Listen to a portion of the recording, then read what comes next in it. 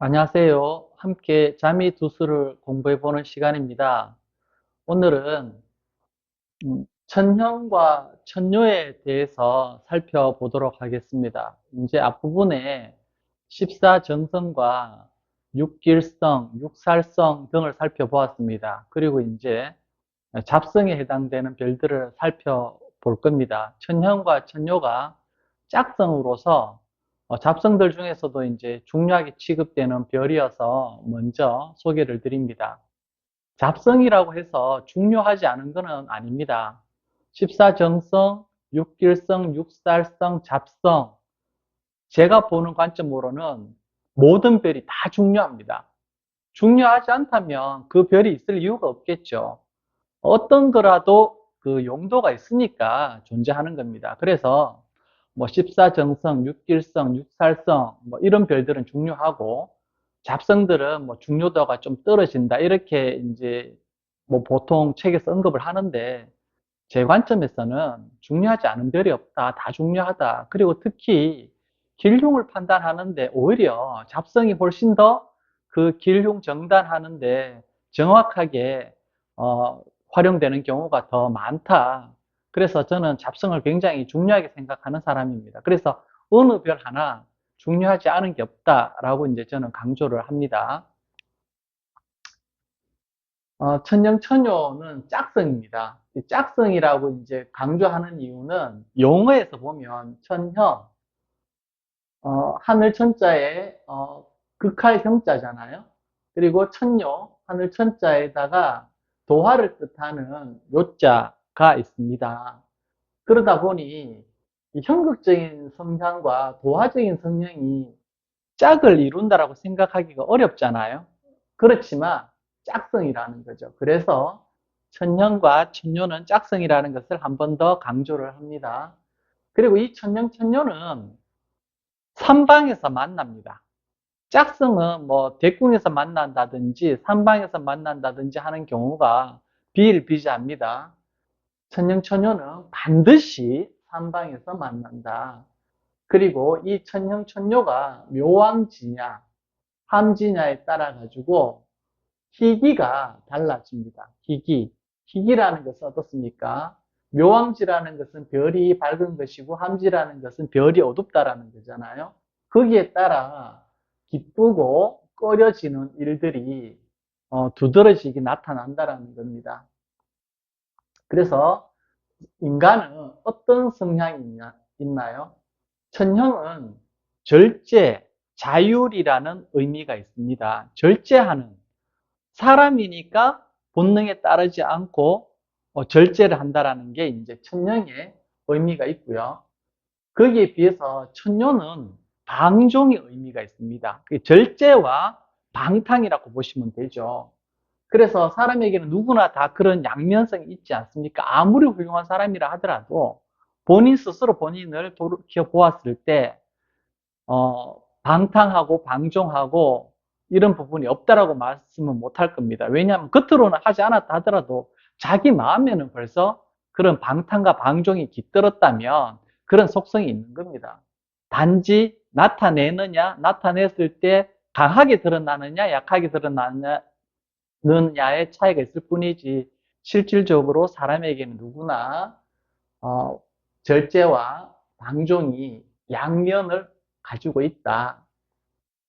그래서 이 두 힘의 균형이 중요한데 훌륭한 사람은 이 두 개 어떤 별들의 힘에 있어서 절제, 자율적으로 자기 자신을 통제하는 경우가 많았을 것이고 보통 실패한 인생이라고 한다면 열심히 하지 못하고 방종, 방탕한 쪽으로 흘렀을 확률이 높을 거라고 미루어 짐작할 수 있는 거죠.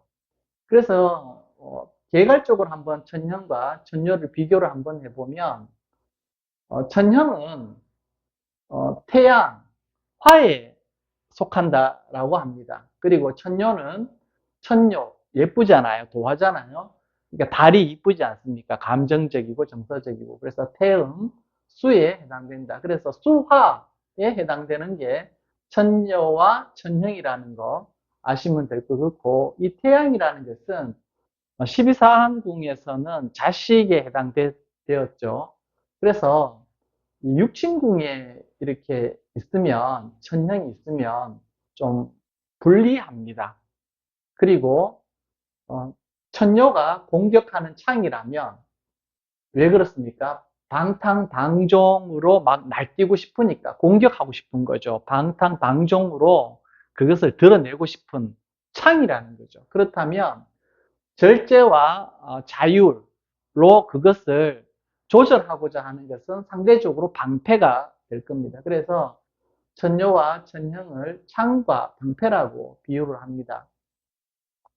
인사에 비유를 하면 천녀 같은 경우에는 홍등가가 뭡니까? 주색 잡기를 할 수 있는 그런 거리를 말하는 거죠. 이 홍등가의 방탕, 방종의 어떤 포주라는 것은 거기 주인장을 말하는 거죠. 가게의 주인장. 홍등가에 자기의 가게를 가지고 있는 포주에 비유를 한다면 이 천형은 하늘 경찰을 뜻합니다. 그래서 제재와 규율을 뜻하는 경찰에 비유를 할 수 있다. 그래서 이 두 개의 어떤 그 세력이 균형을 이루면 괜찮지만 만약에 이 제재 규율의 어떤 성향이 강한 쪽으로 만약에 독선을 하게 된다면 히틀러나 김일성과 같은 독재자 쪽으로 흐를 확률이 많습니다. 천령의 부정적 사례가 되고요. 천녀는 양귀비, 천녀의 부정적인 사례가 될 수 있겠습니다. 그래서 천형과 천녀를 개괄적으로 비유를 하면 이 정도 이제 말씀을 드릴 수가 있고, 천형에 대해서 좀 더 구체적으로 알아보고 또 다음 시간에는 천녀에 대해서 알아보도록 하겠습니다. 천형은 태양에 속한다 그랬다, 그죠? 그 태양의 어떤 신화급이 되는 거죠. 그러다 보니까 태양의 속성을 증폭을 시킵니다. 태양 자체도 원리 원칙주의가 되는데 이 천형이 가세를 하게 되면 태양의 그 원리 원칙적인 속성을 더 증폭을 시켜준다라는 거죠. 그래서 군이라든지 경찰, 사법, 계통 쪽에 일을 하면 잘 맞습니다. 그리고 태양이 천형을 보는데 거기에 만약에 살까지 본다면 이 관제 소송, 그리고 또 천형 자체가 형이니까 형극하는 성격이잖아요. 그러니까 형극적인 일이 많을 수가 있다.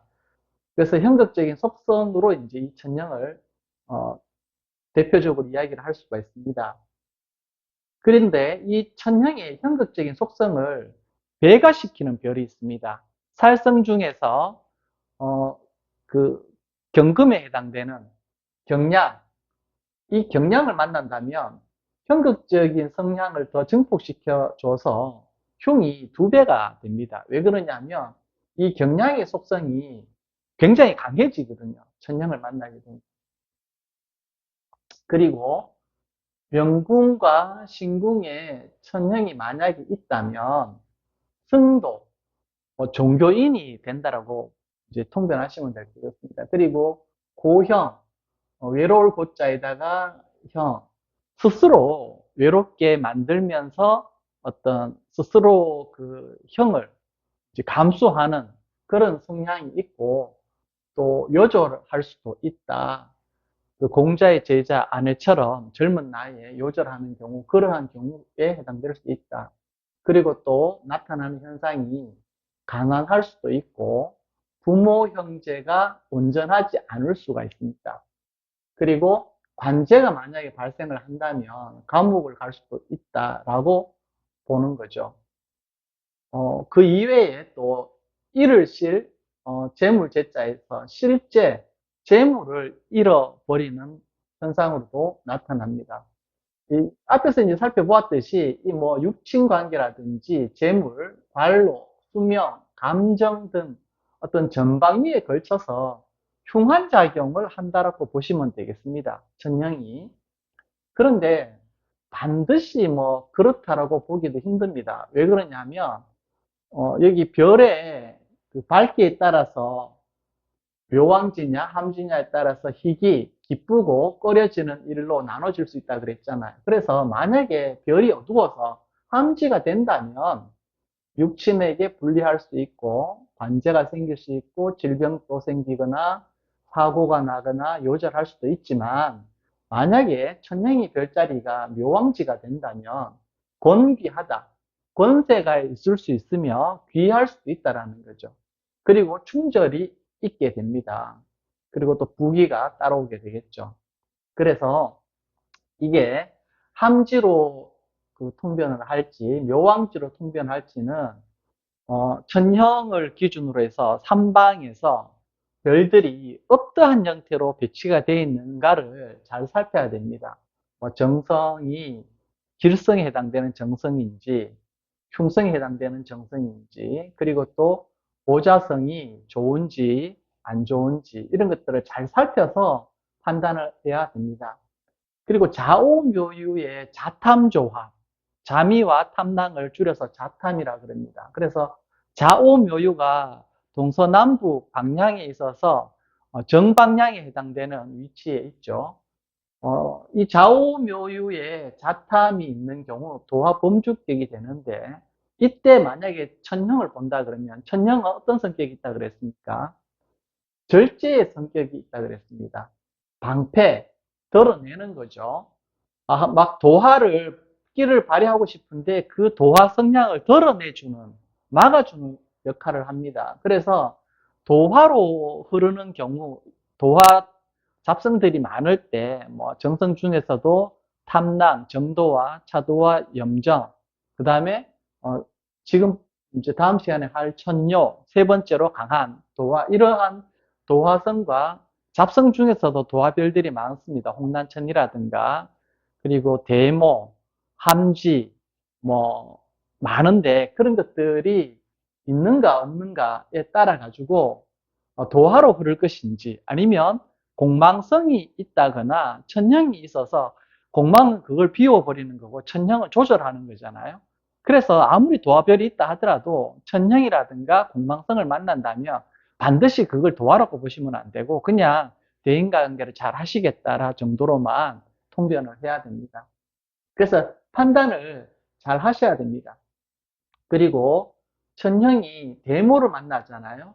대모라는 것은 클대자에다가 줄모자입니다. 크게 줄어든다.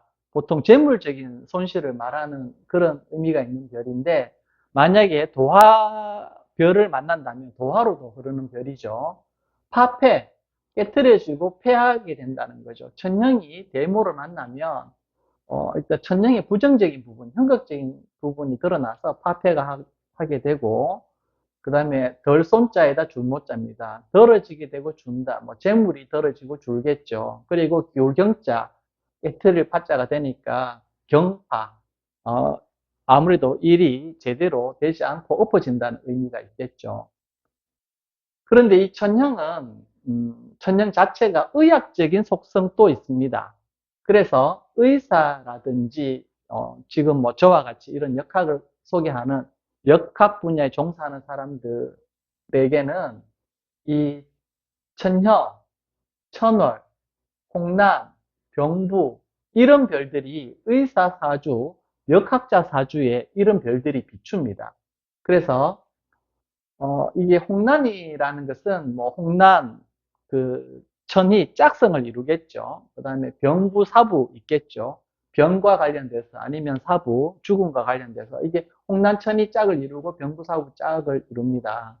그래서 이러한 별들이 있다면 부정적으로만 보지는 않습니다. 왜냐하면 의사, 죽고 사는 것을 주관하는 그런 직업을 가진 사람이잖아요. 그리고 역학자들도 언제 그분이 명을 다할지 이제 예측할 수 있는 그런 업종에 속하기 때문에 이런 별들이 직업군으로 의사라든가 역학자의 작동을 할 수도 있다라고 보시면 되고 작용을 할 수도 있죠.